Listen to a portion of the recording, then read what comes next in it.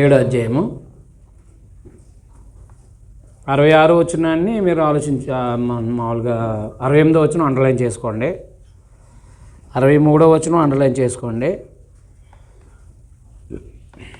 51వ వచనం అండర్లైన్ ఎందుకంటే నీవే నిత్యజీవపు, నీవే దేవుని పరిశుద్ధుడు. అదే మేము విశ్వసించి ఎరిగి ఉన్నామని ఆయనతో చెప్పాడు. విశ్వసించడము, ఎరిగి ఉండడము, ఆ సందర్భాలను జ్ఞాపకం పెట్టుకోండి ఒకసారి. ఆ తర్వాత యూదులు ఆయన చంప వెతికినందున యేసు యోదయలో సంచరింపనొలక గలిలయలో సంచరించుండెను. యూదుల పర్ణశాల పండుగ సమీపించిన కనుక ఆయన సహోదరులు ఆయన చూసి, నువ్వు చేయుచున్న క్రియలు నీ శిష్యులు చూసినట్లు ఈ స్థలం విడిచిపోయి యోదయకు వెళ్ళుము. ఆయన సహోదరులు అంటే ఎవరు? ఇంట్లో తమ్ముళ్ళు.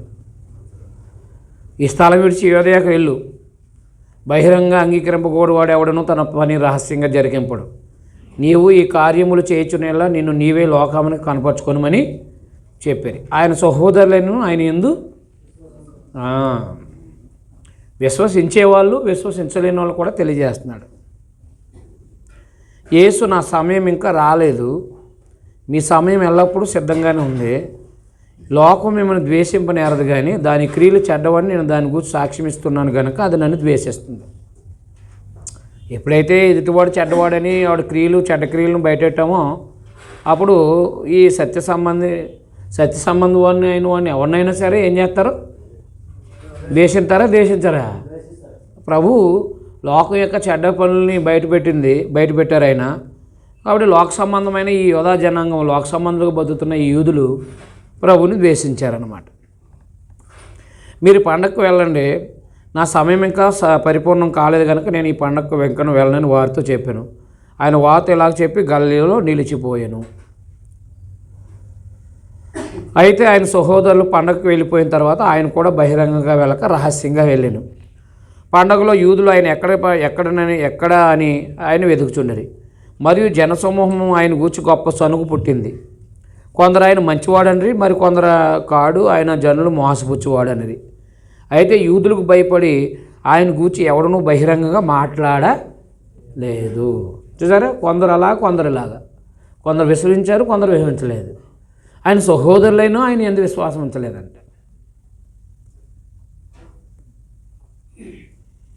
సగం పండుగ అయినప్పుడు యేసు దేవాలయంలోకి వెళ్ళి బోధించుండెను.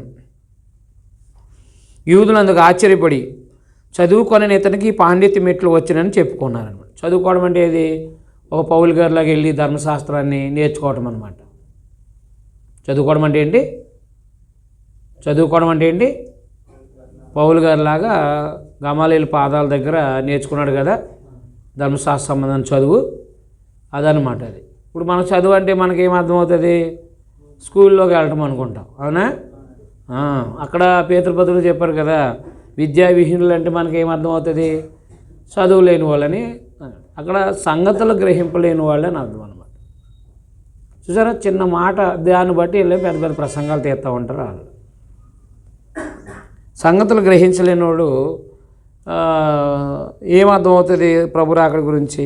అలాగే ధర్మశాస్త్రాన్ని నేర్చుకోలేని ఈయనకి పాండిత్యం ఎలా వచ్చింది? కాబట్టి అందులో ఇలా ఉందని చెప్తున్నారు అంతే. ఆయన వెళ్ళి ఇప్పుడు 12వ ఏట వెళ్ళి ఆయన శాస్త్ర ప్రశ్నలు అడుగుతుంటే వాళ్ళకే ఆశ్చర్యం కలిగింది, అవునా కదా? అలాగే ఇప్పుడు ప్రభు బోధించారంటే అర్థం ఏంటి? ధర్మశాస్త్ర సంబంధమైందే కదా బోధించారు. బోధించిన చదువుకొని ఇతనికి పాండిత్యం ఎట్లా వచ్చిందని అంటే ధర్మశాస్త్రం చదువుకోలేదు కదా ఈయన. ఏం చదువుకోలేదు? ధర్మశాస్త్రం చదువుకోలేదు కదా. ఈ పాండిత్యం ఎలాగొచ్చింది ఈయనకి? పరిచయుడే కదా బోధిస్తాడు. ధర్మశాస్త్రం నేర్చుకుంటాడు కాబట్టి చదువుకున్నాడు. ధర్మశాస్త్రం నేర్చుకోకుండా ఉన్నవాడు చదువులేనివాడు. అర్థమైందా? చదువుకొని ఇతనికి ఈ పాండిత్యము, ఈ లోక సంబంధం చదివాడు అనుకోండి, బైబిల్ లోక సంబంధం చదివాడు అనుకోండి, ఏమనుకుంటాడు ఇతను? యేసు ప్రభువుకి చదివే లేదంట అన్నాడు, అవునా? వాళ్ళు అయ్యే కదా మట్టుకుని వాళ్ళకి గట్టిగా నిలబడి మాట్లాడితే నిలబడలేరు వాళ్ళు. చదువుకొని ఇతనికి ఈ పాండిత్యం ఎట్లు వచ్చానని చెప్పుకున్నారు. అందుకు యేసు నేను చేయ బోధ నాది కాదు, నన్ను పంపిన వాడిది. ఎవడైనానో ఆయన చిత్తం చొప్పున చేయ నిశ్చయించుకునేలా ఆ బోధ దేవుని వల్ల కలిగిందో లేక నా అంతా నేనే బోధిస్తున్నానో వాడు తెలుసుకున్నాను. తనంతట తానే బోధించి వాడు స్వకీయ మహిమను వెతుకును కానీ తను పంపిన వాని మహిమను వెతుకువాడు సత్యవంతుడు. అంటే దేవుని మహిమను వెతికేవాడు ఎవరన్నమాట? సత్యవంతుడు. ప్రభు ఆయన యందు ఏ దుర్నీతి లేదు. యేసు ప్రభు నందు సత్యవంతుడు, ఆయన యందు ఏ దుర్నీతి దేవుని యందు. మోషే మీకు ధర్మశాస్త్రం ఇయలేదా? ఆయనను మీలో ఎవడనో ఆ ధర్మశాస్త్రాన్ని గైకొనడు. ధర్మశాస్త్రం ఇచ్చినా ఏమవలేదు, వాళ్ళు గైకొనలేదు.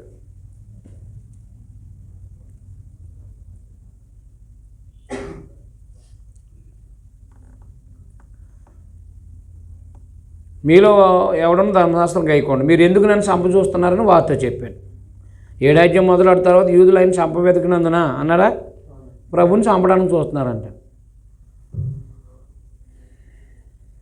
అందుకు జనసమూహం నువ్వు దెయ్యం పట్టినవాడు, ఎవరు నిన్ను చంప చూస్తున్నాడని అడగ్గా యేసు వారిని చూసి నేను ఒక కార్యం చేసేదని అందుకు మీరు అందరూ ఆశ్చర్యపడుతున్నారు.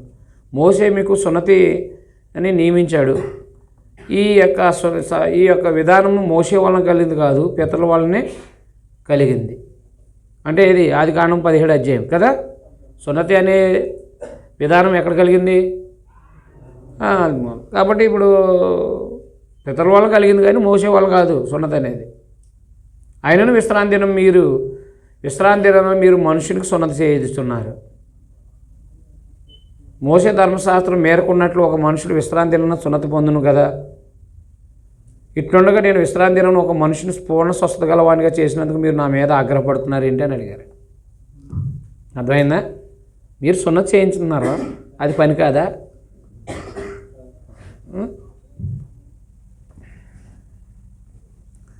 ప్రభువుకి ఎవరండి చెప్పి మాట్లాడేది? అప్పుడు అన్నారనమాట, వీరి చూపును బట్టి తీర్పు తీర్చగా న్యాయమైన తీర్పు తీర్చని అన్నాడు. అర్థమైందా? యెరూషలేము వారు కొందరు వారు చంప వెతుకువాడు ఈయన అని కాడా? ఇదిగో ఈయన బహిరంగంగా మాట్లాడుతున్నాను, ఈయన ఏమనరు, ఈయన క్రీస్తు అనే అధికారులు నిజంగా తెలుసుకొని ఉందిరా. ఆయనను ఈయన ఎక్కడ వాడో ఎరుగుదుము. క్రీస్తు వచ్చినప్పుడు ఆయన ఎక్కడ వాడో ఎవడనూ ఎరగడని చెప్పుకున్నది. కాగా యేసు దేవాలయంలో బోధిస్తూ మీరు నన్ను ఎరుగుదురు, నేను ఎక్కడ వాడినో ఎరుగుదురు. నా అంతటా నేనే రాలేదు, నన్ను పంపినవాడు సత్యవంతుడు, ఆయన మీరు ఎరగరు అంటే తండ్రిని. నేను ఆయన యొద్ద నుండి వచ్చి తిని ఆయన నన్ను పంపిన కనుక నేను ఆయన ఎరుగుదునని బిగ్గరగా చెప్పాను. అందుకు వారు ఆయన పట్టుకుని యత్నం చేశారు కానీ ఆయన బడి ఇంకా రాలేదు కనుక ఎవడనో ఆయన పట్టుకున్నా లేదు. మరి జనసమూహంలో అనేకులు ఆయన ఎందు విశ్వాసం ఉంచి అండర్లైన్ చేయను ఆ మాటలు. మీకు ఆ మాట అర్థమైందండి? యోహాను సువార్త అంతా అర్థమైనట్టే. మరి జనసమూహంలో అనేకులు ఆయన ఎందు విశ్వాసం ఉంచి క్రీస్తు వచ్చినప్పుడు ఈయన చేసిన వాటికంటే ఎక్కువైన సూచక్రియలు చేయునా అని చెప్పుకున్నారంట. విశ్వసించిన వాళ్ళు ఉన్నారు, కొంతమంది విశ్వసించిన వాళ్ళు ఉన్నారు. దేవుని కుమారుడని జనసమూహం ఆయన గూర్చి ఇలాగ సడుక్కుంటే పరిచయలు విన్నప్పుడు ప్రధాన యాజకులు పరిచయలు ఆయన పట్టుకుంటూ బంట్రోతులను పంపారు. యేసు ఇంకా కొంతకాలం నేను మీతో కూడా ఉన్నాను, తర్వాత నన్ను పంపినవానికి వెళ్ళుదును. మీరు నన్ను వెతుకుదురు కానీ నన్ను కనుగొనరు. నేను ఎక్కడ ఉందునో అక్కడికి మీరు రాలేరా నేను. అందుకు యూదులు మనం ఈయన కనుకొనకుండా ఈయన ఎక్కడికి వెళ్ళబోతున్నాడు? గ్రీసు దేశస్తుల్లో చెదిరిపోయిన వారి ఎదుగు వెళ్ళి గ్రీసు దేశస్తులు బోధించినా నేను వెతుకుదురుగా నన్ను కనుగొనరు, నేను ఎక్కడ ఉందునో అక్కడికి మీరు రాలేరని ఆయన చెప్పిన మాట ఏమిటి అని తనలో తాను చెప్పుకుంటున్నారు. వీళ్ళకి అర్థం అవ్వట్లేదు. ఆయన ఏమో ఎక్కడి నుంచి వచ్చాడో అక్కడికి వెళ్తానంటున్నాడు ఆయన. ఎవరో ప్రభు పరలోకం నుంచి వచ్చారు కాబట్టి పరలోకం వెళ్తానంటున్నారు ఆయన. వీళ్ళేమో మన దగ్గర నుంచి గ్రీసు దేశస్తుల దగ్గర వెళ్ళిపోతానంటావా? నేను అయినా కాదా? ఏం అర్థం కాలేదు జనాంగాలు కదా, పేద జనాంగాలు తనలో తాను అనుకున్నారంటాడు. ఆ పండుగలో మహాదినమైన అంత్యదినమున యేసు నిలిచి ఎవడైనా దప్పుకునేలా నా యొద్దకు వచ్చి దప్పుకి తీర్చుకోండి. నా యందు విశ్వసించేవాడు ఎవడో లేకుండా చెప్పినట్టు వాడి కడుపు నుండి జీవజల నదులు వారిని బిగ్గరగా చెప్పాను. తన యందు విశ్వాసమించి వారు పొందబో ఆత్మను గూర్చిన ఈ మాట చెప్పాను. యేసు ఇంకనూ మహిమపరచబడుతూ లేదు, కానీ ఆత్మ ఇంకా అనుగ్రహించబడి లేదు. అంటే ఆయన తిరిగి లేవలేదు కాబట్టి ఇంకా పరిశుద్ధాత్మ రాలేదని అర్థం.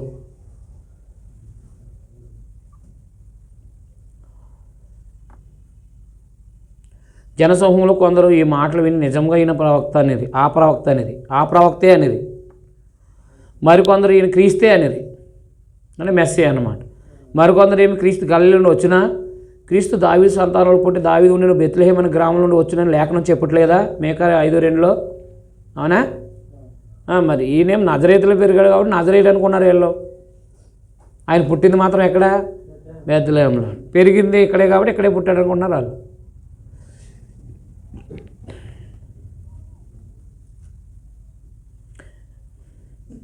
క్రీస్తు దావీదు సంతానంలో పుట్టి ఉండి దావీదు బెత్లెహేము గ్రామం నుండి వచ్చినని లేఖనం చెప్పట్లేదా అని. కాబట్టి ఆయన గురించి జనసమూహంలో భేదాలు పుట్టాను. వాళ్ళు కొందరు ఆయన పట్టుకొని తలిసిరు, కానీ ఎవడనూ ఆయన పట్టుకోలేదు. ఆ బంట్రోతులు ప్రధాన యాజకుల వద్దకు పరిచయుల వద్దకు వచ్చినప్పుడు వారు ఎందుకు మీరు ఆయన్ని తీసుకుని రాలేదని అడగ్గా, ఆ బంట్రోతులు ఆ మనుషులు మాట్లాడినట్టు ఎవడనూ ఎన్నడనూ మాట్లాడలేదండి. అందుకు పరిచయులు, మీరు కూడా మోసపోయారా? ఆయన బాధ అనేటప్పటికీ అది ఆత్మ సంబంధమైంది కాబట్టి ఈ బాధని ఇలా ఆశ్చర్యపోయి వెనక్కి వెళ్ళిపోయారు. ఇలా ఏం పట్టుకుంటా ఉందో అలా అంటారు. ఆయన ఏంటి మీరు కూడా మోసపోయారా అన్నారు. లేదో అదేనట్టు మీరు కూడా మోసపోయారా? అధికారుల్లో కానీ పరిచయుల్లో కానీ ఎవడైనా ఎందుకు విశ్వాసం ఉంచానా ఇలా తెలీదు నీకోదేమో విశ్వసించాడని. అధికారుల్లో కానీ పరిచయుల్లో కానీ ఎవడైనా ఆయన ఎందుకు విశ్వాసం ఉంచానా? అయితే ధర్మశాస్త్రం మేరగని ఈ జనసమూహం శాపగ్రస్తమైందని వారుతా అన్నారు. ఏది ధర్మశాస్త్రం మెరగని ఈ జనసమూహం, వీళ్ళకి ధర్మశాస్త్రం తెలుసు కానీ పాటించరు. వీళ్ళకి ధర్మశాస్త్రం తెలుసు కానీ ఏం చేయరు? పాటించరు. ఏ జనం శాపగ్రస్తమైందో ఆలోచించండి.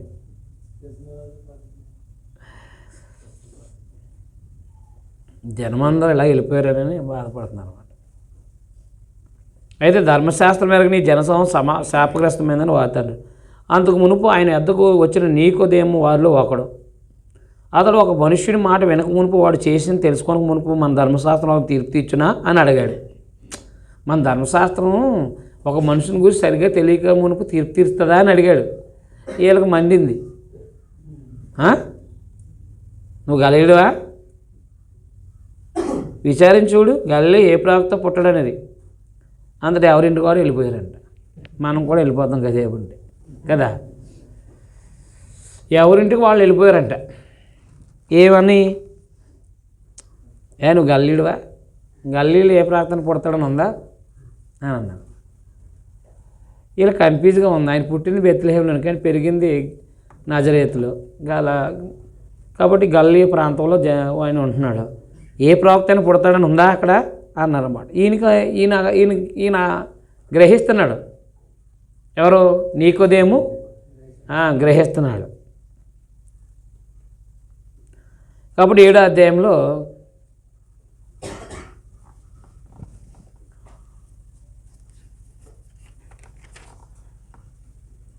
పర్ణశాల పండుగలో ఆయన రహస్యంగా వెళ్ళి బోధించడం, కొంతమంది విశ్వసించడం, కొంతమంది ఆయన్ని అంగీకరించకపోవడం అనేది రాసుకోండి. కొంతమంది విశ్వసించారు, కొంతమంది ఆయన్ని విశ్వసించలేదు. పర్ణశాల పండుగలో ఆయన రహస్యంగా వెళ్ళి వారికి బోధించాను. ఆయన్ని కొంతమంది విశ్వసించారు, కొంతమంది విశ్వసించలేదు అని తెలియపరిచాడు.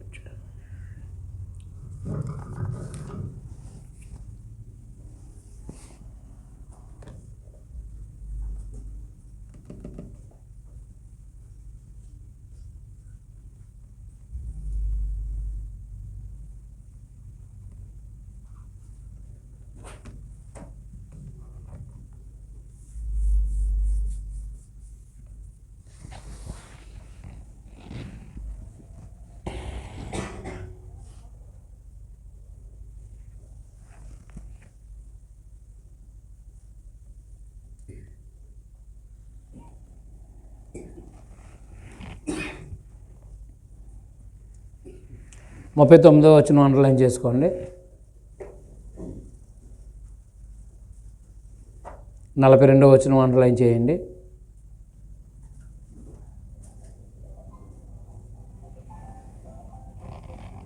51వ వచనం అండర్లైన్ చేయండి.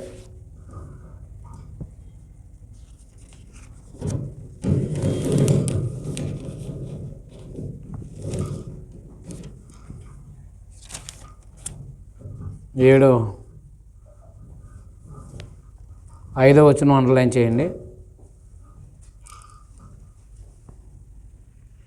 15వ వచనం అండర్లైన్ చేయండి.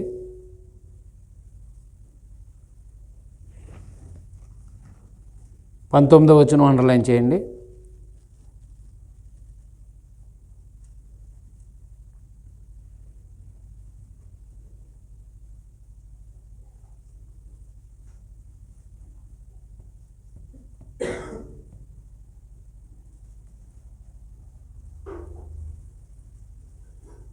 23వ వచనం అండర్లైన్ చేయండి.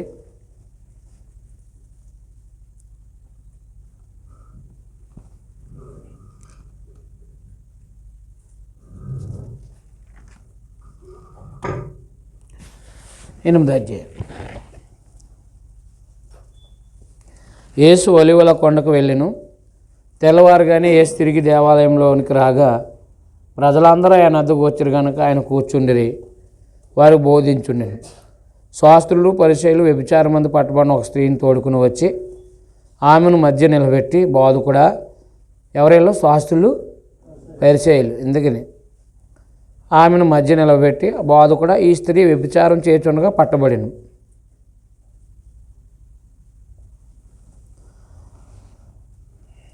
అట్టి వారిని రాళ్ళు రువి చంపాలని ధర్మశాస్త్రంలో మోషే మనకు ఆజ్ఞాపించిన కదా, ఆయనను నీవేం చెప్తున్నావా అని ఆయన అడిగిరి. ఆయన మీద నేరం మోపాలని ఆయన శోధిస్తూ ఇలాగ అడిగారు. నిజానికి తెలుసు, అది గ్రహిందామని కాదు, దొరికితే నేరం మోపుదామని ధర్మశాస్త్రం. అయితే యేసు వంగి నేల మీద విరేలతో ఏయో రాస్తున్నాడు. వారు ఆయన్ని పట్టు వదలక అడుగుచుండగా ఆయన తల ఎత్తి చూసి, మీలో పాపం లేనివాడు మొట్టమొదట ఆ మీద రాయి వేయవచ్చునని ఆ వారితో చెప్పి మరలా వంగి నేల మీద రాయిచుండాను. వారు ఆ మాట విని, శాస్త్రులు పరిసయ్యులు, ఎవరెల్లో వేషధారులు కదా, మత్తయి సువార్త 23వ అధ్యాయంలో ఫుల్గా వాయించేసారు శుభ్రంగా ప్రభు కదా. వారి వేషధారిని ఫుల్గా గట్టి గద్దించారు ఆయన. కాబట్టి శాస్త్ర పైలు వచ్చి వీళ్ళు నిలబెట్టి ఏం చేద్దాం అని, సరే రాళ్ళతో కూడా చంపమని ధర్మశాస్త్రం చెప్పింది, చేయండి, కానీ మీలో పాపం లేనివాడు తీర్పు తీర్చేవాడు ఎవడో, అంతే కదా. ఇప్పుడు ఎవరికైనా నీ సహోదరుడి కంట్లో ఉన్న నలుసుని ఎచ్చే ముందు నీ దూలాన్ని తీసేసుకోమన్నాడు కదా. కాబట్టి న్యాయమైన తీర్పు తీర్చమన్నాడు కదా. కాబట్టి తీర్పు తీర్చాలంటే ఏం చేయాలి? పాపం చేసేవాడు తీర్పు తీర్చడానికి పనికిరాడు, అవునా కాదా? పాపం చేసేవాడు తీర్పు తీర్చడానికి పనికొస్తాడా? పనికిరాడు. అలాగే వీళ్ళు పాపం చేస్తూ పాపం చేసిన స్త్రీని తీర్పు తీరుతున్నారు. మీకు అర్థమైందా అందువలేదా? అందుకని ఏమన్నారంటే, మీలో పాపం లేనివాడు ఎవడు మొదట రాయేయమన్నాడు. పాపం లేనివాడు మొట్టమొదట ఆమె మీద రాయి వేయవచ్చునని వారితో చెప్పి మరలా వంగి నేల మీద రాయొచ్చు. నేను వారు ఆ మాట విని పెద్దవారు మొదలుకు చిన్నవారు వరకు ఒకరి వెంట ఒకడు బయటికి వెళ్ళిపోయారు. యేసు ఒక్కడే మిగిలాడు అన్నమాట. పాపం లేదు అని ఎవడు అంటానికి సరిపోరు కదా వీళ్ళు, ఎందుకంటే హృదయాలు ఎరిగినోడు కాబట్టి ఆయన చెప్పేస్తాడు కదా. నేను ఏ పాపం చేయలేదు, నేను వేస్తాను రాయన్నాడు అనుకోండి, మొత్తం ఆయన చెప్తాడు. అందుకు ఆయన గురించి తెలుసుకుని ఆయన గురించి ఎరిగి ఏం చేశారన్నమాట, వీళ్ళు జాయిగా వెళ్ళిపోయారు.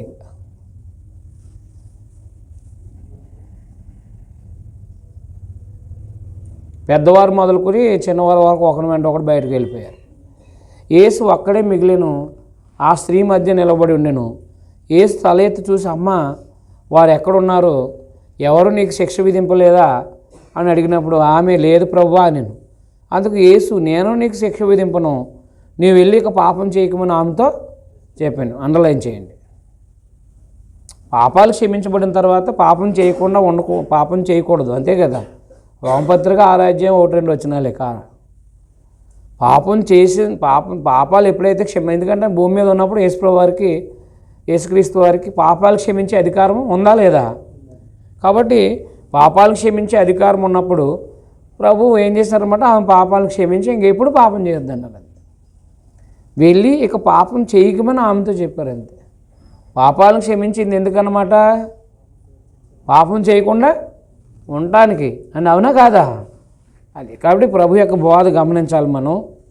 పాప క్షమాపణ పొందిన తర్వాత పాపాలు చేయకుండా ఉండాలన్నమాట. పాపం అందు నిలిచి ఉంది మాట్లాడకూడదు, పాపం మీద నిలిచి ఉండకూడదు. మనం క్రీస్తు కూడా మరణించామని చెప్పేసి మాట్లాడతాడు పౌలు గారు. మరలా యేసు నేను లోకానికి వెలుగును, లోకానికి నన్ను వెంబడించి వాడు చీకట్లో నడవక జీవపు వెలుగు కలిగి ఉన్నాను వారితో చెప్పాను. కాబట్టి పరిసయ్యులు నిన్ను గూర్చి నీవే సాక్ష్యం చెప్పుకుంటున్నావు, నీ సాక్ష్యం సత్యం కాదని ఆయనతో అనగా, యేసు నేను ఎక్కడి నుండి వచ్చేదనో ఎక్కడికి వెళ్తానో నేను ఎరుగుదును. ఇప్పుడు ఎక్కడి నుంచి వచ్చాడో ఎక్కడికి వెళ్తాడో ఎరుగుదును అన్నప్పుడు అర్థమైందా? ఎక్కడి నుంచి వచ్చాడో ఎక్కడికి వెళ్తానో అనేది విషయం అంత క్లారిటీగా చెప్తున్నప్పుడు ఆయన ఎక్కడి నుంచి వచ్చాడో ఆయనకు తెలిసింది, ఆయన ఎక్కడికి వెళ్తాడో ఆయనకు తెలుసు. మరి అన్నప్పుడు పరలోకం నుంచి వచ్చాడంటే ఇబ్బంది ఏముంది? రోమపత్రికలో 10వ అధ్యాయంలో చెప్తాడు కదా, పరలోకానికి నుంచి యేసుప్రభుని ఎవరు దించారు కిందకి, మృతుల్లోంచి ఎవరు ప్రభుని తిరిగి లేపారు అని నువ్వు అనుకోవద్దు. నువ్వు యేసుని ప్రభువుని ఒప్పుకుంటే సరిపోద్ది. అంతే, యేసుని ప్రభువుని ఒప్పుకుని ఆయన దేవుడు ఆయన మృతుల నుంచి లేపాడని నువ్వు విశ్వసిస్తే నువ్వు రక్షించబడతావని యూదుడు చెప్పాడు అనమాట.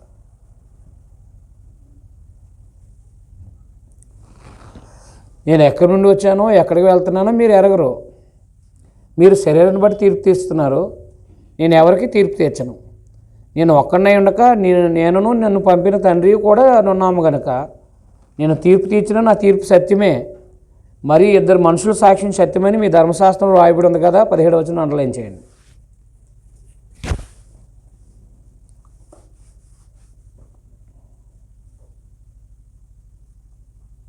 మరియు ఇద్దరు మనుషుల సాక్ష్యం సత్యమని మీ ధర్మశాస్త్రం రాయబడి ఉంది కదా. నన్ను గూర్చి నేనే సాక్ష్యం చెప్పుకునేవాడును, నన్ను పంపిన తండ్రి నన్ను గూర్చి సాక్ష్యం ఇస్తున్నారని చెప్పాను. వారు నీ తండ్రి ఎక్కడున్నాడని ఆయన అడగగా, చూడండి వీళ్ళకి ఏమర్థమైందో మరి. ఏమన్నారు ఆయన? నా తండ్రి నన్ను గూర్చి సాక్ష్యం ఇస్తున్నాడని, మీ తండ్రి ఎక్కడ ఉన్నాడని అడుగుతున్నారు.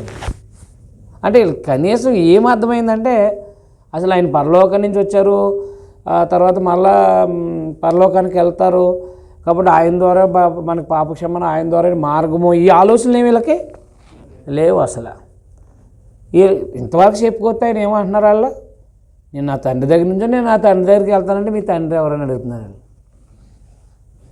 మీ తండ్రి ఎక్కడ ఉన్నాడనా, మీ తండ్రి ఎక్కడ ఉన్నాడని అడుగుతున్నారు వాళ్ళు. అంటే తండ్రినైనా దేవుడిని ఎరిగి ఉంటే వీళ్ళు అలాగ అంటారా? అనరు. అందుకు అప్పుడప్పుడు అడగ యేసు మీరు నన్నైనా నా తండ్రినైనా ఎరగరు, నన్నైనను నా తండ్రినైనా ఎరగరు, నన్ను ఎరిగి ఉంటారా నా తండ్రిని కూడా ఎరిగి ఉందిరని వారితో చెప్పాను. ఆయన దేవాలయం బోధిస్తుండగా కానుపెట్టుకున్న చోట ఈ మాటలు చెప్పాను. ఆయన గడి ఇంకా రాలేదు కనుక ఎవడనూ ఆయన్ని పట్టుకోలేదు. కాబట్టి నేను నా తండ్రి సాక్ష్యం చెప్పుకున్నా, ఇద్దరు సాక్ష్యం సత్యం కదా అని చెప్పేసి ఆయన మాట్లాడుతుంటే వీళ్ళేమో తండ్రి ఎక్కడ ఉన్నాడని అడుగుతున్నారు. తర్వాత మరి ఒకప్పుడు ఆయన నేను వెళ్ళిపోతున్నాను, మీరు నన్ను వెతుకుదురు కానీ మీ పాపంలో ఉండి చనిపోదురు. అంటే భూమి మీద ఉండగా ఆయన విశ్వాసం ఇస్తే పాపాలు క్షమించబడదును, అవునా? కానీ ఆయన వెళ్ళిపోయిన తర్వాత వీళ్ళ పాపాలు ఏమై ఉంటాయి, ఆ పాపంలో నుండి చనిపోతారు. నేను వెళ్ళి చోటుకి మీరు రాలేరని వార్త చెప్పాను. అందుకు యూదులు నేను వెళ్ళి చోటుకి మీరు రాలేరని ఈయన చెప్తున్నాడే, తను తానే చంపుకొని ఆయన చెప్పుకొనిచున్నది, తను తానే చంపుకొనునా అని చెప్పుకున్నాను. ఏమో అర్థం కావట్లేదు అసలు. అప్పుడు ఆయన మీరు క్రింది వారు నేను పైనుండి వాడును, మీరు ఈ లోక సంబంధులు, నేను ఈ లోక సంబంధుని కాను. అండర్లైన్ చేయండి. కాగా మీ పాపంలో నుండి మీరు చనిపోదురని మీతో చెప్పుతున్నాను. నేను ఆయనని మీరు విశ్వసించిన యెడల, నేను ఆయనని మీరు విశ్వసించిన యెడల మీరు మీ పాపంలో నుండి చనిపోదురని వారితో చెప్పాను.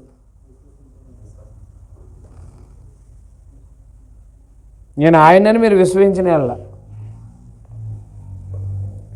మీ పాపం నుండి చచ్చిపోతారు వారితో చెప్పారు. కాబట్టి మీరు నువ్వెవరు అని ఆయన అడగగా, యేసు వారితో మొదటి నేను మీతో ఎవరినని చెప్పుకున్నా వాడిని అన్నాడు. మిమ్మల్ని గురించి చెప్పుటకు తీర్చిచ్చుటకు చాలా సంగతులు నాకు కలవు, కానీ నన్ను పంపిన వాడు సత్యవంతుడు. నేను ఆయన యొద్ద విన్న సంగతులే లోకంలోకి బోధిస్తున్నానని చెప్పాను. తండ్రిని గూర్చి తమతో ఆయన చెప్పినని వారు గ్రహింపకపోయారు.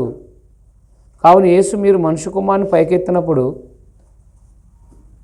నేనే ఆయనని నా అంతట నేనే జేమ్యూ చేయక తండ్రి నాకు నేర్పినట్టుగా ఈ సంగతులు మాట్లాడుతున్నానని మీరు గ్రహించేదారు. అంటే ఆయన చనిపోయి తిరిగి లేపబడిన తర్వాత ఈ సంగతులు గ్రహిస్తారంట. ఆయనకి ఇష్టమైన కార్యం నేను ఎల్లప్పుడూ చేయదును కనుక ఆయన నన్ను ఒంటరిగా విడిచిపెట్టలేదని చెప్పాను. ఆయన ఈ సంగతులు మాట్లాడుతుండగా అనేకులు అయినందు విశ్వాసం ఉంచారు. అండర్లైన్ చేయండి. చూసారా, ఆనాడు యేసు భూమి మీద ఉన్నప్పుడు, యేసుక్రీస్తు వారు దేహంలో ఉన్నప్పుడు అనేక మంది ఆయన్ని దేవుని కుమారుడని విశ్వసించారు. అర్థమైందా? ఇప్పుడు ఆయన అసలు భూమి మీదకే రాలేదంటున్నారు, యేసు క్రీస్తుగాడని బోధిస్తున్నారు మీరు. కాబట్టి మేము చూసాం, అనేకులు ఆయన ఎందుకు విశ్వాసం ఉంచారు. అలాగే మేము కూడా ఆ విషయాలను ఆయన చూసాము, చేతులు తాకినాయి. కాబట్టి ఇప్పుడు చెప్పే అబద్ధ బోధకుల మాటలు మీరు నమ్మకండి అని యోహాను గారు ఇవి రాశారనమాట. సువార్త రచనని, పత్రికలు కూడా రాశారనమాట. సరే, ఆ ఉద్దేశంతో చదివితే మనకి అర్థమవుతుందా, అర్థం అవట్లేదా? ఈజీగా ఉంది. ఉద్దేశాన్ని పక్కనెట్టి ఒక్కో వచ్చిన ఆలోచిస్తే ఎప్పటికవుతుంది జీవితంలో ఎప్పటికీ అర్థమవుతుంది? అర్థమవుతుందా? మళ్ళీ తర్వాత తర్జుమా కూడా రాదు. అంటే తర్జుమా చేయంటే కొన్ని విషయాలు అర్థం చేసుకోవడం కూడా కష్టంగా ఉంది. మరి ఏం అర్థమైపోద్ది?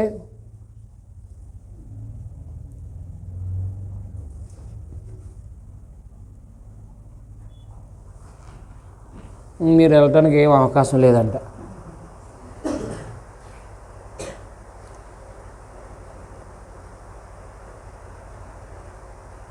కాబట్టి యేసు తను నమ్మిన యూదులతో, మీరు నా వాక్యం మీద నిలిచిన వారైతే నిజంగా నాకు శిష్యులై ఉండి సత్యాన్ని గ్రహించెదరు.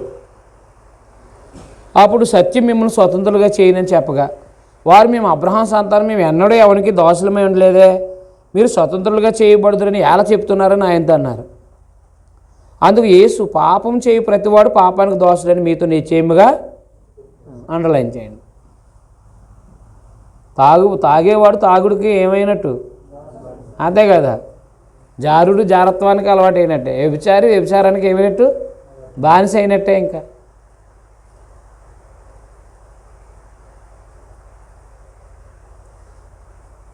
బానిస అయిపోయిందంటే ఇప్పుడు అది ఏం చెప్తుందో అది చేయాల్సిందే కదా. అది ఇప్పుడు చాలామంది ఏం చేస్తారు, తను తాగాలనుకున్నప్పుడు తాగుతాడు, అంటే తన కంట్రోల్లో మందు ఉంది, అవునా కదా. ఇప్పుడు ఏ సమయమైనా తాగేసేవాడు ఎవడు? మందు కంట్రోల్లో అతను ఉన్నాడు. ఏ కంట్రోల్లో ఉన్నాడు? అతను జ్ఞాపకం వచ్చినప్పుడల్లా తాగేస్తాడు. అంటే ఇందులోకి వెళ్ళిపోయాడు అనమాట, దాసుడు అయిపోయాడు, మందుకి బానిస అయిపోయాడు అనమాట. మందు ఎప్పుడు మధ్యాహ్నం తాగేస్తాడు, సాయంత్రం తాగేస్తాడు. ఇక ఆలోచన వస్తే వెళ్ళిపోతాడు అనమాట. ఈ కంట్రోల్లో ఉన్నవాడు ఏం చేస్తాడు? ఆలోచన వచ్చినా కానీ అస్తమానం తాగకూడదు, అవయవాలు పోతాయి, ఏదో అప్పుడప్పుడు తాగుతాం అంటారు చాలామంది. ప్రతిరోజు తాగమని మేము అప్పుడప్పుడు తాగుతాం అంటే వీళ్ళ కంట్రోల్లో అది ఉందన్నమాట. ఆ తర్వాత ఏమవుతాడు? అది సమస్యలు ఎక్కువైన తర్వాత నువ్వేం చెప్తే అది అంటాడు. అయితే రోజు తాగేసి పడుకో అంటుంది. అంతే. అలాగా పాపం చేసేవాడు అంటే ఆజ్ఞను అతిక్రమించేవాడు, అర్థమైందా, ఆజ్ఞను అతిక్రమిస్తూనే ఉంటాడు, దానికి దోషుడు అయిపోయాడు అనమాట. ఇక ప్రతిసారి దేవునికి వ్యతిరేకంగా బతుకుతూ ఉంటాడు అనమాట. అని ఇలా పాపానికి దోషులు అయిపోయాడు స్వాతంత్రం అంటున్నారు వీళ్ళు. అర్థమైందా? యూదులు దేనికి దోషులు అయ్యారు? వీళ్ళు పాపానికి దోషులు అయిపోయి ఏమంటున్నారు? మేము స్వతంత్రులు, మేము అబ్రహాం సంతానం, మేము ఎవరికి దోషులు ఏం లేదంటే వీళ్ళకి ఏమర్థమైంది? ఎవరికి దోషులు అయిందంటే ఇప్పుడు ప్రస్తుతం వాళ్ళు ఎవరి కింద దోషులం కాలేదని చెప్తున్నారు. మేము అబ్రహాం సంతానం, మేము ఎవరికి దోషులం కాలేదంటారు. అప్పుడు ప్రభు చెప్పాడు, మీరు పాపానికి దోషులై ఉన్నారు అన్నారు. అంతే. ఈ దోషులు అంటే వీళ్ళు ఎవరి కింద పనిచేసేవాళ్ళు అనుకుంటున్నారు. వీళ్ళు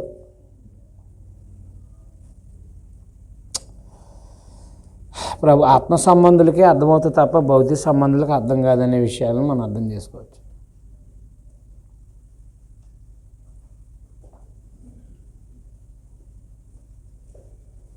దాసుడు ఎల్లప్పుడు ఇంట్లో నివాసం చేయడు, కుమారుడు ఎల్లప్పుడు నివాసం చేయను. కుమారుడు మిమ్మల్ని స్వంతులుగా చేసిన ఎల్ల మీరు నిజంగా స్వంతులే ఎందురు. మీరు అబ్రహాం సంతానమని నాకు తెలియను, అయినను మీలో నా వాక్యానికి చూడలేదు కనుక నన్ను చంపబెదుకుతున్నారు. నేను నా తండ్రి వద్ద చూసిన సంగతులే బోధిస్తున్నాను. విన్న సంగతులు, చూసిన సంగతులు. తండ్రి దగ్గర విన్నవి చూసినవి అంటాను. చూసిన సంగతులు, విన్న సంగతులు. అండర్లైన్ చేయండి. నా తండ్రి వద్ద చూసిన సంగతులే బోధిస్తున్నాను. ఆ ప్రకారమే మీరు మీ తండ్రి వద్ద విని వాటినే జరిగిస్తున్నారని వార్త చెప్పాను. మీ తండ్రి అంటే అపవాది అనమాట. మీ తండ్రి వద్ద విని వాటినే జరిగిస్తున్నారని వార్త చెప్పాను. అందుకు వారు ఆయనతో మా తండ్రి అబ్రహాం అనరి. యేసు మీరు అబ్రహాం పిల్ల అయితే అబ్రహాం చేసిన క్రియలు చేస్తారు. అండర్లైన్ చేయండి. దేవుని వలన విన్న సత్యం మీతో చెప్పిన వాడిని నన్ను మీరు ఎప్పుడు వెతుకుతున్నారే? అబ్రహాం అట్లు చేయలేదు, మీరు మీ తండ్రి క్రియలే చేస్తున్నారని వార్త చెప్పాను. అందుకు వారు మేము వ్యభిచారం వల్ల పుట్టినవారు కాము, దేవుడు ఒక్కడే మాకు తండ్రిని చెప్పగా యేసు వార్త ఇట్లా, దేవుడు మీ తండ్రి అయిన మీరు నన్ను ప్రేమింతురు. నేను దేవుని ఎదురు నుండి బయలుదేరి వచ్చి ఉన్నాను, నా అంతటి నేనే వచ్చి ఉండలేదు, ఆయనే నన్ను పంపెను. మీరేలా నా మాటలు గ్రహింపుకున్నారు? మీరు నా బోధ విననేరకుండా వాళ్ళే కదా. మీరు మీ తండ్రి యొక్క అపవాది సంబంధులు, మీ తండ్రి దురాశలు నెరవేర్చగోరుతున్నారు. ఆది నుండి వాడు నరహంతకుడు అయి ఉండి సత్యమందు నిలిచిన వాడు కాడు, వాడిని యందు సత్యమే లేదు. వాడు అబద్ధం ఆడినప్పుడు తన స్వభావం అనుసరించే మాట్లాడును. వాడు అబద్ధికుడు, అబద్ధానికి జనకుడై ఉన్నాడు. నేను సత్యమనే చెప్తున్నాను కనుక మీరు నన్ను నమ్మరు. కాబట్టి ఎవరు అనమాట వీళ్ళు ఆ పాపానికి దోషులైన వారు, వాళ్ళ తండ్రి ఎవరన్నమాట? అపవాది అనమాట. పాపానికి దోషులైన వారు, పాపం చేయి ప్రతివాడు పాపానికి దోషుడయ్యాడు. పాపానికి దోషుడైన ప్రతివాడు అపవాది సంబంధి. కానీ మీరు సత్యాన్ని నమ్మరు, అబద్ధాన్ని నమ్ముతారు. కాబట్టి మీ తండ్రి దురాశలు నెరవేర్చగోరుతున్నారు. కాబట్టి వాడు అబద్ధికుడు అన్నాడు అనమాట. కాబట్టి అబద్ధం అన్నప్పుడు తన స్వభావం అనుసరించి మాట్లాడను. వాడు అబద్ధికుడును, అబద్ధానికి జనకుడునే ఉన్నాడు. కాబట్టి సత్యం చెప్పినప్పుడు నమ్మకపోతే, ఆ సత్యాన్ని చెప్పినప్పుడు నమ్మకపోతే వాడు అబద్ధాన్ని నమ్ముతున్నాడు, అబద్ధానికి జనకుడై ఉన్నవాడు వాడు తండ్రి అనమాట. కాబట్టి యూదులు అబ్రహాం తండ్రి అన్నారు, దేవుడు మాకు తండ్రి అంటున్నారు. వీళ్ళు ప్రభువారు ఏమన్నారంటే, అబ్రహాం పిల్లలైతే మీరు అబ్రహాం చేసిన మంచి పనులే చేస్తారు, మీరు దేవుడు మీకు తండ్రి అయితే నా మాటలు గ్రహిస్తారు మీరు. కానీ మీరు మీ తండ్రి యొక్క అపవాది సంబంధాలు అన్నారు. మీ తండ్రి యొక్క మీరు అపవాది సంబంధం.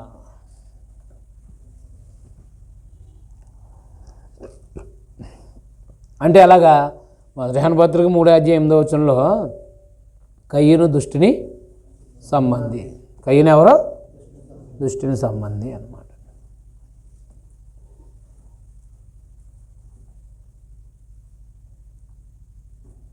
అలా అనమాట.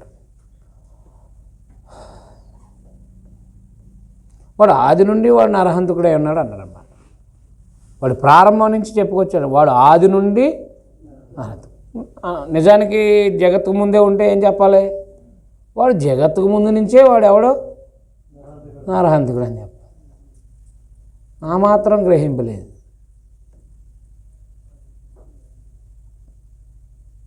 ఆది నుండి నరహంతకుడే.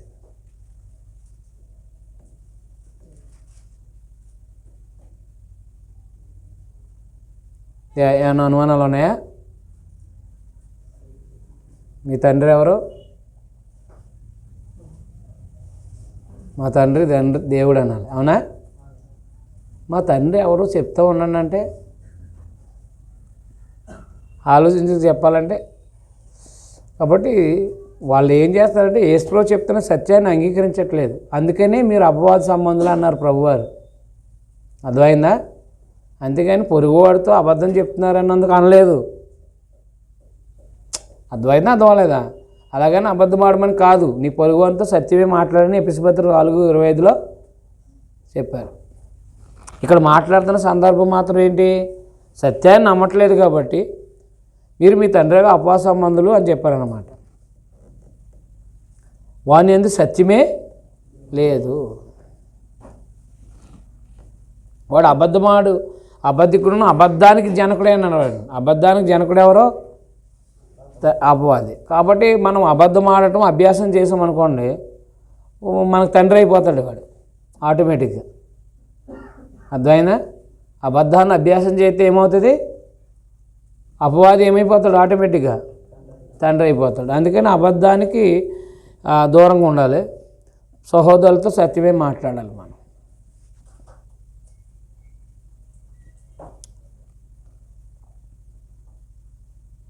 నలభై 46 వచనం అండర్లైన్ చేయండి. నాయందు పాపం ఉందని మీలో ఎవడు స్థాపించును? అర్థమైందని? ప్రభులో నాయందు పాపం ఉందని మీలో ఎవడు స్థాపించును? నేను సత్యం చెప్తున్న మీరు ఎందుకు నన్ను నమ్మరు అని అనమాట. నాయందు పాపం ఉందని మీలో ఎవడు స్థాపించుననే ప్రశ్న ప్రపంచానికి ఒక సవాల్ లాంటిది కదా. ఆనాడు యోధా జనాంగానికి, స్వదేశంలో ఉన్న వారికి, ఈడు ప్రపంచానికి కూడా యేసుక్రీస్తులో పాపం ఉందని ఎవడైనా చెప్పగలదుడా? ఆయన పాపం ఉందని ఎవడైనా స్థాపించగలదుడా? కాబట్టి ప్రభువైన యేసుక్రీస్తు వారు యథార్థంగా నీతిగా ఆయన బ్రతికారు, పవిత్రంగా జీవించారు, దేవుని చిత్తాన్ని నెరవేర్చారు, పవిత్రంగా ఆయన అర్పించబడ్డారన్నమాట. దేవుని సంబంధి అయిన వాడు దేవుని మాటలు వినను, మీరు దేవుని సంబంధులు కారు కనుక మీరు వినరని చెప్పినన్నమాట. కాబట్టి ఇది ప్రభు సంఘంలో కూడా దేవుని సంబంధాలు దేవుని మాట్లాంటారు, దేవుని సంబంధం దేవుని మాట్లాంటారు. అందుకు యూదులు నీవు సమరయుడవు, దయ్యం పట్టినవాడు అని మేము చెప్పిన మాట సరియే అంతో చెప్పారు.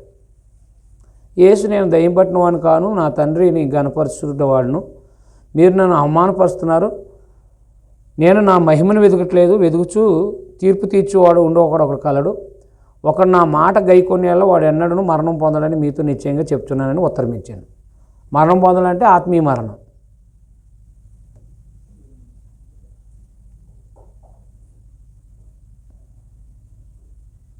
ఒకడు నా మాట గైకొనేలా వాడు ఎన్నడూ మరణించుడని నువ్వు చెప్తున్నావు. మన తండ్రి అయిన అబ్రహాం చనిపోయింది కదా, నీవు అతని కంటే గొప్పవాడువా? వీళ్ళకి అర్థం అవ్వలేదు. మరణం చూడంటే భౌతికంగా చచ్చిపోతాడని కాదు, భౌతికంగా చావడని కాదు దాని అర్థం. ఆత్మీయంగా అతను చనిపోవడని అర్థం, అవునా కదా? ఇక్కడ వీళ్ళు ఏమంటున్నారంటే అబ్రహాం చచ్చిపోయాడు కదా, ఆయనకంటే గొప్పవాడు అంటున్నారు వీళ్ళు.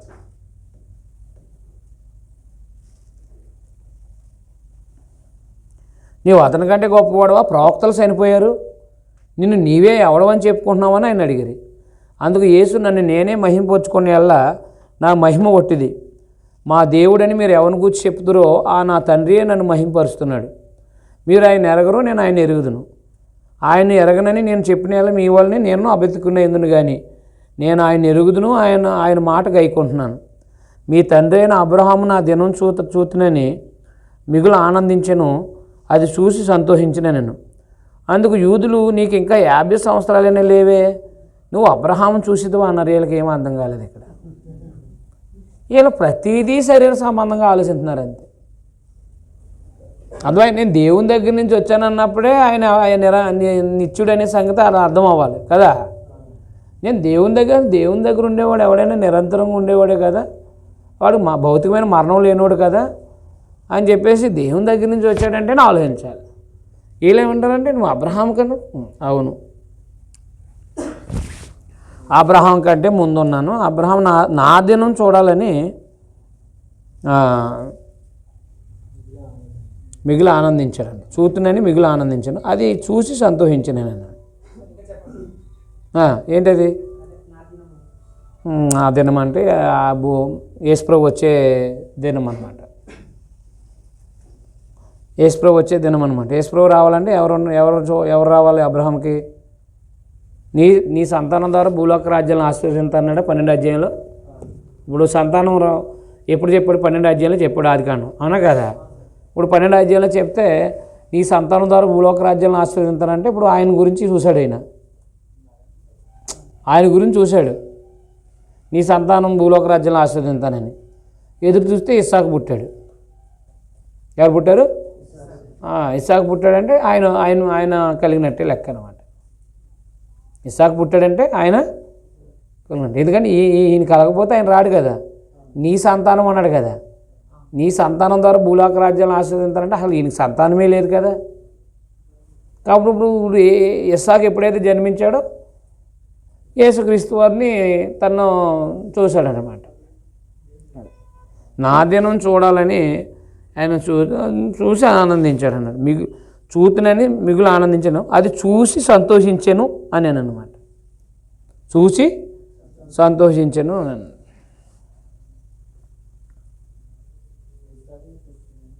అంతే కదా. యేసుప్రభు పుట్టాలంటే ఇస్సాకు పుట్టాలి కదా. ఇస్సాకు పుట్టకపోతే ఆయనకి చూసే ప్రభువుని నీ సంతానము అంటే భూలోక రాజ్యాలను ఆశీర్వదించేవాడు రావాలంటే ఎవరు పుట్టాలి? ముందు ఇస్సాకు పుట్టితేనే కదా ఆయనకి నిరీక్షణ. కాబట్టి ఇస్సాకు పుట్టిన వెంటనే ఆయన వస్తాడని చూశాడు, సంతోషించాడు అనమాట. ఓహో, ఈయన దాంట్లోంచి వచ్చే ఆయన ద్వారా నా సంతానం కాబట్టి భూలోక రాజ్యాలను ఆస్వాదిస్తాడన్నమాట అని చెప్పేసి ఇస్సాకును చూసి సంతోషపడ్డాడు. నా దినం చూతునని మిగిలిన ఆనందించి అది చూసి సంతోషించినాను. అందుకు యూదులు నీకు ఇంకా 50 సంవత్సరాలు లేవే అన్నారు. వీళ్ళకేమో అర్థం కాలేదు ఈ విషయం.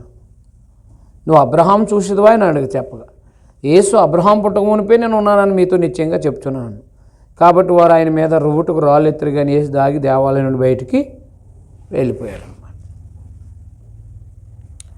8వ అధ్యాయంలో వ్యభిచారం చేసిన స్త్రీని ప్రభు క్షమించుట, నేను చెప్పే సాక్ష్యం సత్యమే అని, నేను చెప్తున్న సాక్ష్యం సత్యమే అని తెలియపరచుట, అబ్రహాం సంబంధులైన వారు క్రియలను బట్టి అపవాద సంబంధులని ప్రభు బోధించారు.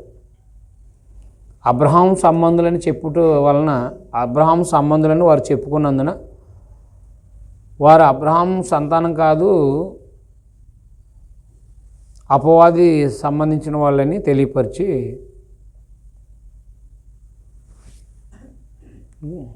గద్దించారన్నమాట.